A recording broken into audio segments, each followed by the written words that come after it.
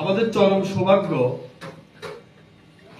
যে পর্তুগালের মতো একটা জায়গা যেখানে মুসলমানকে পিটিয়ে চাবুক মেরে এই এলাকা থেকে বিতাড়িত করা হয়েছিল। নামাজ তসবিহ তাহলিল তো অনেক দূরের কথা, যতক্ষণ পর্যন্ত তাদের শ্বাস ছিল ততক্ষণ পর্যন্ত তাদেরকে খ্রিস্টান ধর্মে দীক্ষিত করা হয়েছে, আর যারা খ্রিস্টান ধর্ম গ্রহণ করে নাই তাদেরকে মেরে ফেলা হয়েছে। মার্তিন মুনিজ স্কয়ার রঞ্জিত হয়েছিল।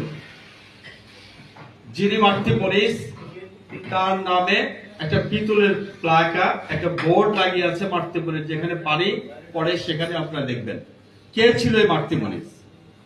এই মার্তিন মুনিজ ছিল রাজার যেই রাস্তা ছিল পাহারা দেওয়ার জন্য এই দুর্গে যাওয়ার, সেই রাস্তার মেইন দারোয়ান ছিল।